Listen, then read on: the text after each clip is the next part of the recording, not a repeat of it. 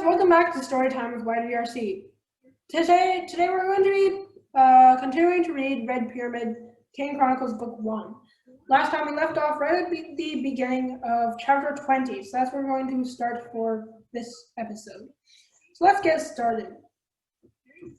Chapter 20. I visit the Star-Spangled Goddess. I hadn't realized how unsettling it would be. Carter had explained how his ba left his body while he slept, but having it happen to me was another thing altogether. It was much worse than my vision in the Hall of Ages. There I was, floating in the air as a glowing bird-like spirit, and there was my body just below me, fast asleep. Trying to describe it gives me a headache. My first thought was, as I gazed down on my sleeping form, God, I look awful. Bad enough looking in a mirror and seeing pictures of myself on my friends' web pages. Seeing myself in person was simply wrong. My hair was a rat's nest.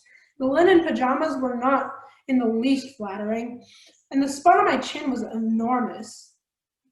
My second thought, as I examined the strange shimmering form of my ba, this won't do at all. I didn't care if I was visible to the mortal eye or not. After my bad experience as a kite, I simply refused to go about as a glowing, saggy-headed chicken. That's fine for Carter, but I have standards.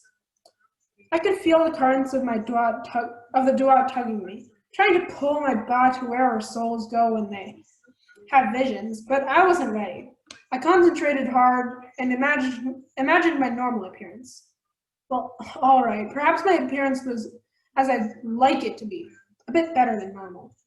And voila, my ba morphed into a human form. Still see-through and glowing, mind you, but more like a proper ghost. Well, at least that's sorted, I thought, and I allowed the currents to sweep me away. The world melted to black.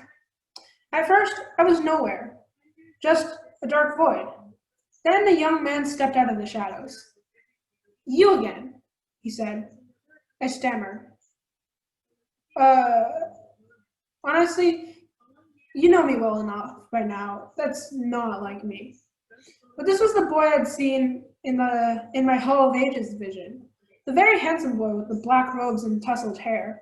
His dark brown eyes had the most unnerving effect on me, and I was very glad I'd changed out of my glowing chicken outfit. I tried again and managed 3 entire words. What are you doing here? He said, gallantly finishing my sentence. Spirit travel and death are very similar. Not sure what that means, I said. Should I be worried? He tilted his head as if considering the question. Not this trip. She only wants to talk to you. Go ahead. He waved his hand and a doorway opened in the darkness. I was pulled towards it. See you again? I asked, but the boy was gone. I found myself standing in a luxury flat in the middle of the sky. It had no walls, no ceiling, and a see-through floor looking straight down at the city lights from the height of an airplane. Clouds drifted below my feet. The air should have been freezing cold and too thin to breathe, but I felt warm and comfortable. Black leather sofas made a U round a glass coffee table on a blood-red rug. A fire burned in a slate fireplace. Bookshelves and paintings hovered in the air where the walls should have been. A black granite bar stood in the corner, and in the shadows behind it, a woman was making tea. Hello, my child, she said. She stepped into the light, and I gasped. She wore an Egyptian kilt from the waist down. From the waist up, she wore only a bikini top, and her skin was dark blue, covered in stars. I don't mean painted stars. She had the entire cosmos living on her skin. Gleaming constellations, galaxies too bright to look at, glowing nebulae of pink and blue dust. Her features seemed to disappear into the stars that shifted across her face. Her hair was long and black as midnight. You're the nut, I said. Then I realized maybe that had come out wrong. I mean, the sky goddess. The goddess smiled. Her bright white teeth were like a new galaxy bursting into existence. Not is fine, and believe me, I've heard all the jokes about my name.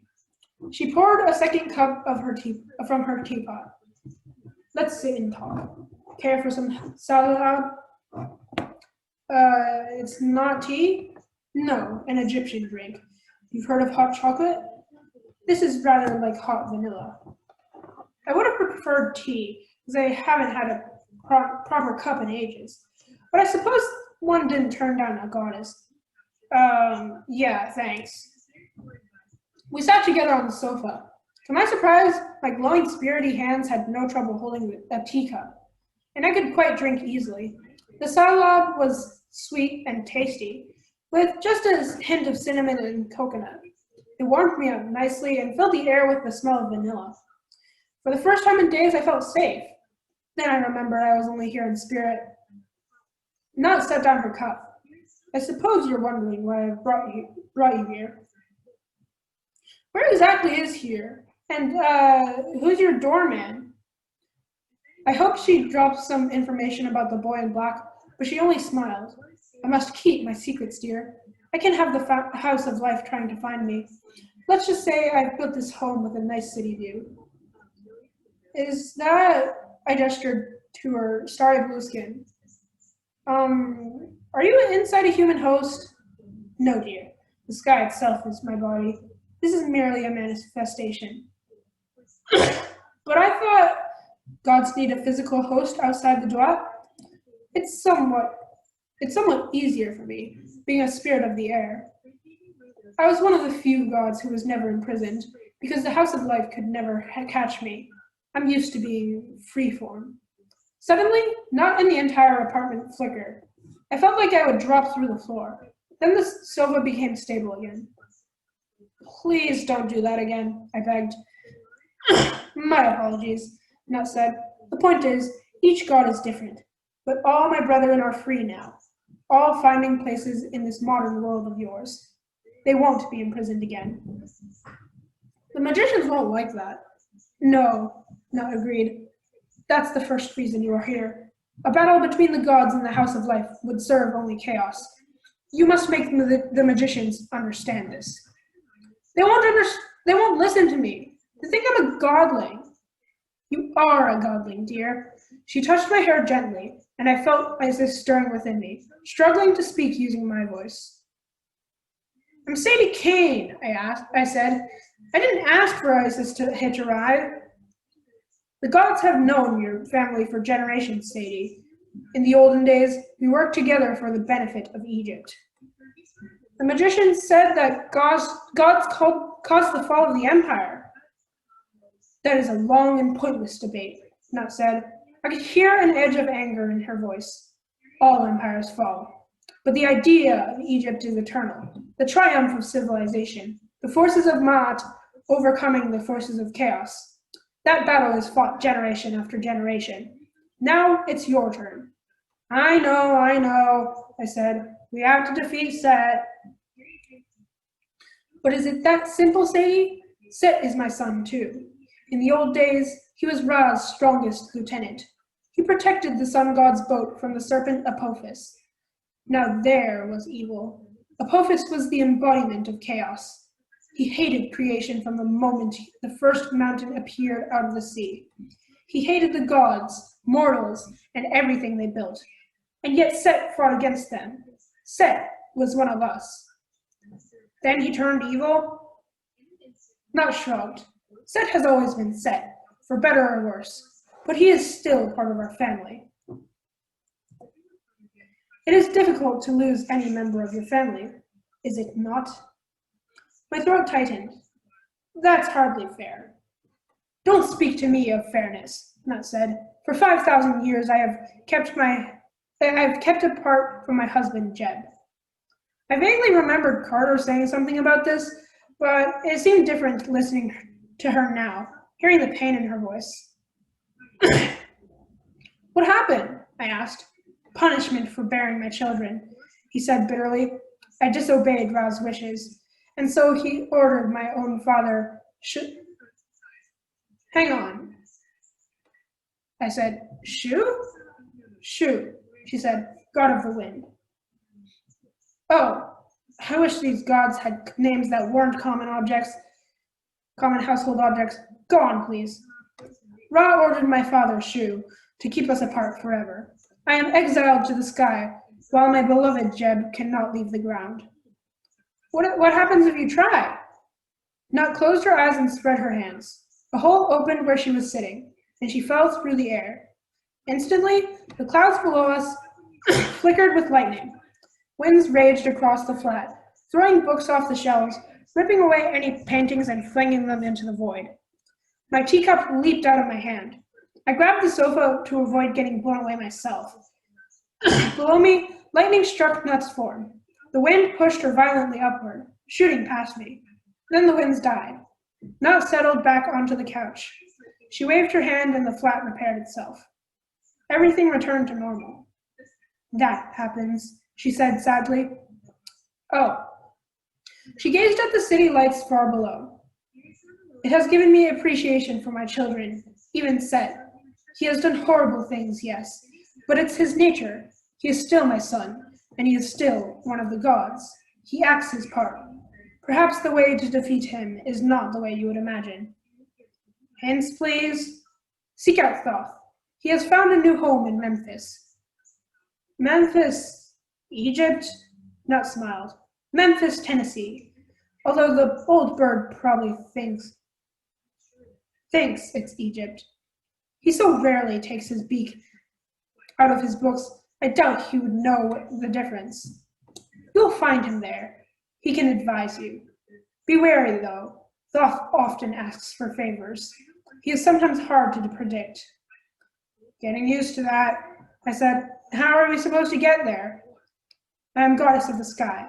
I can guarantee you safe travel as far as Memphis. She waved her hand, and a folder appeared in my lap. Inside were 3 plane tickets. Washington to Memphis, first class. I raised my eyebrow. I suppose you get a lot of frequent flyer miles? Something like that, Nut agreed. But as you get closer to Set, you'll be beyond my help. And I cannot protect you on the ground. Which reminds me, you need to wake up soon. Set's minions closing in on your hideout. I sat up straight. How soon? Minutes. Send my spirit back then. I pinched my ghostly arm, which hurt just like it would my normal arm, but nothing happened. Soon, Sadie, Nut promised. But 2 more things you must know. I had 5 children during the demon days. If your father released all of them, you'd consider, where is the 5th? I racked my brain, trying to remember the names of all of Nut's 5 children. But a bit difficult without my brother, the human Wikipedia, around to keep track of such trivia for me. There was Osiris, the king, and Isis, his queen, Set, the evil god, and Horus, the avenger. But the 5th child of Nut, the one Carter said he could never remember. Then I recalled my vision in the Hall of Ages. Osiris's birthday and the woman in blue who helped Isis escape Set. You mean Nephthys, Set's wife? Consider it, Nut said again. And lastly, a favor.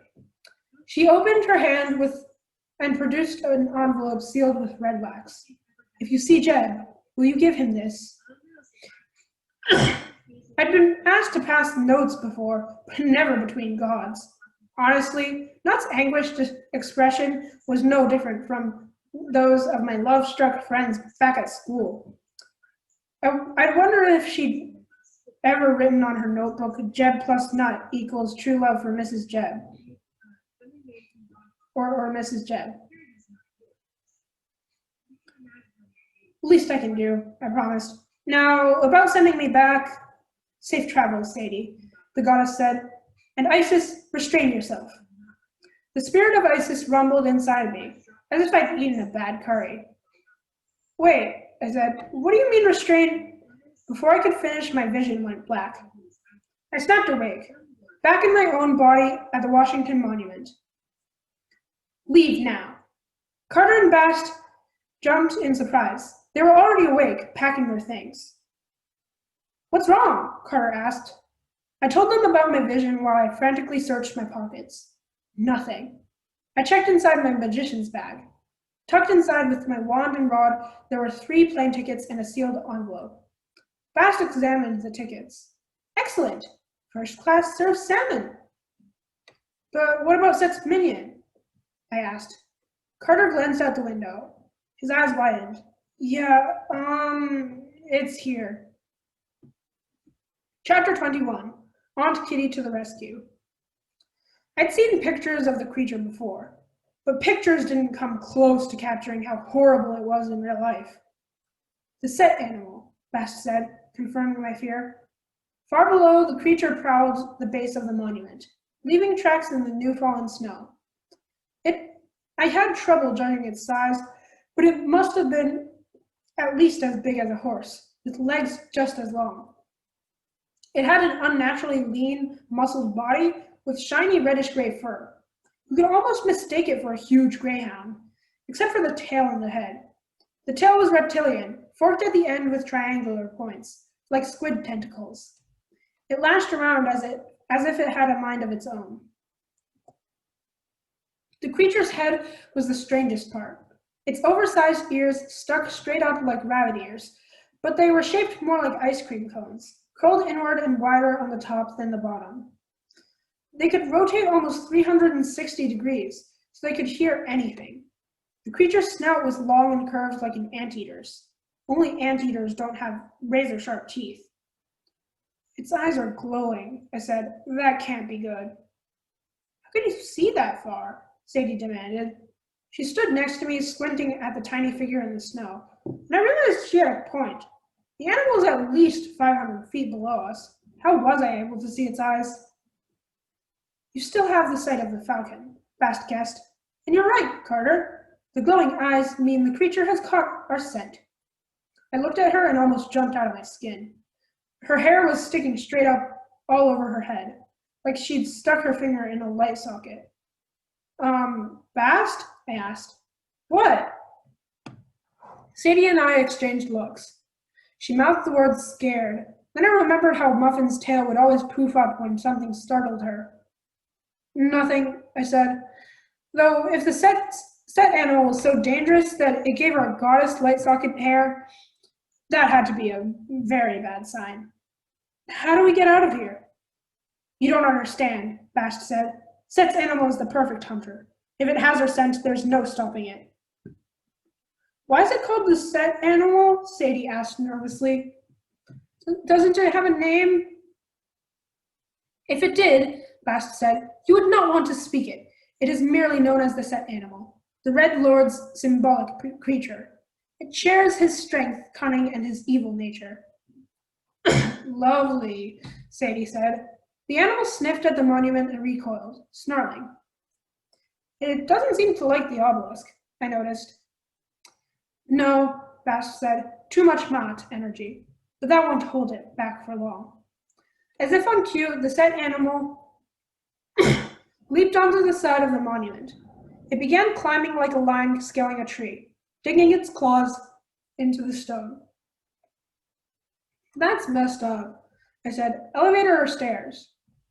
Both are too slow, Bast said. Back away from the window. She unsheathed her knives and sliced through the glass. She punched out the window, setting off alarm bells. Freezing air blasted into the observation room. You'll need to fly, Bast yelled over the wind. It's the only way. No! Sadie's face went pale. Not the kite again. Sadie, it's okay, I said. She shook her head, terrified. I grabbed her hand. I'll stay with you. I'll make sure you turn back. The set animal is halfway up, Bast warned. We're running out of time. Sadie glanced at Bast. What about you? You can't fly. I'll jump, she said. Cats always land on their feet. It's over 100 meters, Sadie cried. 170, Bast said. I'll distract the set animal, buy you some time. You'll be killed, Sadie's voice sounded close to breaking. Please, I can't lose you two. Bast looked a little surprised. Then she smiled and put her hand on Sadie's shoulder. I'll be fine, dear.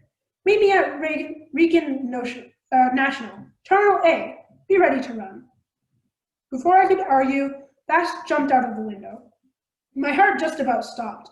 She plummeted straight toward the pavement. I was sure she'd die, but as she fell, she spread her arms and legs and seemed to relax. She hurtled straight past the set animal, which let out a horrible scream like a wounded man on a battlefield, then turned and leaped after her. Bast hit the ground with both feet and took off running. She must have been going 60 miles an hour easily. The set animal wasn't as agile. It crashed so hard, the pavement cracked. It stumbled for a few steps, but didn't appear hurt. Then it loped after Bast and was soon gaining on her. She won't make it, Sadie fretted. Never bet against a cat, I said. We've got to do our part. Ready? She took a deep breath. All right, before I change my mind. Instantly, a black-winged kite appeared in front of me, flapping its wings to keep its balance in the intense wind. I willed myself to become a falcon. It was even easier than before. A moment later, we soared into the cold morning air over Washington, D.C. Finding the airport was easy. Reagan National was so close, I could see the planes landing across the Potomac. The hard part was remembering what I was doing. Every time I saw a mouse or a squirrel, I instinctively veered toward it. A couple of times I caught myself about to dive, and I had to fight the urge. Once I looked over and realized I was a mile away from Sadie, who was off doing her own hunting. I had to force myself to fly next to her and get her attention. It takes willpower to stay human, the voice of Horace warned. The more time you spend as a bird of prey, the more you think like one. Now you tell me, I thought. I could help, he urged. Give me control. Not today, Birdhead. Finally, I steered Sadie toward the airport, and we started hunting for a place to change back to human form. We landed at the top of a parking garage. I willed myself to turn human. Nothing happened. Panic started building in my throat. I closed my eyes and pictured my dad's face. I thought about how much I missed him, how much I needed to find him. When I opened my eyes, I was back to normal. Unfortunately, Sadie was still a kite. She flapped around and cawed frantically. Ha ha ha! There was a wild look in her eyes, and this time I understood how scared she was. Bird form had been hard enough for her to break out of the first time. If the second time took even more energy, she could be in serious trouble. It's all right, I crouched down, careful to move slowly. Sadie, don't force it. You have to relax. Ha! She tucked in her wings. Her chest was heaving. Listen, it helped me to focus on Dad. Remember what's important to you. Close your eyes and think about your human life. She closed her eyes, but almost instantly cried out in frustration and flapped her wings. Stop, I said. Don't fly away. She tilted her head and gurgled in a pleading way. I started talking to her the way I would to a scared animal. I wasn't really paying attention to the words. I was just trying to keep my tone calm. But after a minute, I realized I was telling her about my travels with Dad and the memories that had helped me get out of bird form. I told her about the time Dad and I got stuck in the Venice airport and I ate so many cannoli I got sick. I told her about the time in Egypt when I found the scorpion in my sock and Dad managed to kill it with a TV remote control. I told her about how we'd gotten separated once in the London Underground and how scared I was until Dad finally found me. I told her some pretty embarrassing stories that I'd never shared with anyone, because who could I share them with? And it seemed to me that Sadie listened. At least she stopped flapping her wings. Her breathing slowed. She became very still, and her eyes didn't look so panicked. Okay, Sadie, I said at last. I've got an idea. Here's what we're going to do. I took Dad's magic box out of his leather bag. I wrapped the bag around my forearm and tied it with the straps as best I could. Hop on! Sadie flew up and perched at my wrist. Even with my makeshift arm guard, her sharp talons dug into my skin. We'll get you out of this, I said. Keep trying. Relax and focus on your human life. You'll figure it out, Sadie. I know you will. I'll carry you until then. Huh? Come on, I said. Let's find Bast. With my sister perched on my arm, I walked to the elevator. A businessman with a rolling suitcase was waiting by the doors. His eyes widened when he saw me. I must have looked pretty strange. A tall black kid in dirty, ragged Egyptian clothes, with a weird box tucked under one arm and a bird of prey perched on the other. "How's it going?" I said. "I'll take the stairs." He hurried off. The elevator took me to ground level. Sadie and I crossed to the departures curb. I looked around desperately, hoping to see Bast, but instead I caught the attention of a curbside policeman. The guy frowned and started lumbering in my direction. "Stay calm," I told Sadie. Resisting the urge to run, I turned and walked through the revolving doors. Here's the thing. I always get a little edgy around police. I remember when I was like 7 or 8 and still a cute little kid, it wasn't a problem. But as soon as I hit 11, I started to get the look like, what's that kid doing here? Is he going to steal something? I mean, it's ridiculous, but it's a fact. I'm not saying it happens with every police officer, but when it does happen, let's just say it's a pleasant surprise. This was not one of the pleasant times. I knew the cop was going to follow me, and I knew I had to act calm and walk like I had a purpose, which is not easy with a kite on your arm. Christmas vacation, so the airport was pretty full, mostly families standing in line at the ticket counters, kids arguing and parents labeling luggage. I wondered what that would be like, a normal family trip, no magic problems or monsters chasing you. Stop it, I told myself. You've got work to do. But I didn't know where to go. Would Bass be inside security? Outside? The crowds parted as I walked through the terminal. People stared at Sadie. I knew I couldn't wander around looking lost. It was only a matter of time before the cops. Young man. I turned. It was the police officer from outside. Sadie squawked, and the cop backed up, resting his hands on his nightstick. "You can't have pets in here," he told me. "I have tickets." I tried to reach my pockets. Then I remembered that Bass had our tickets. The cop scowled. "You'd better come with me." Suddenly, a woman's voice called, "There you are, Carter!" Bass was hurrying over, pushing her way through the crowd. I'd never been happier to see an Egyptian god in my life. Somehow she'd managed to change clothes. She wore a rose-colored pantsuit, lots of gold jewelry, and a cashmere coat, so she looked like a wealthy businesswoman. Ignoring the cop, she sized up my appearance and wrinkled her nose. "Carter, I told you not to wear those horrible falconry clothes. Honestly, you look like you've been sleeping in the wild." She took out a handkerchief and made a big production of wiping my face, while the policeman stared.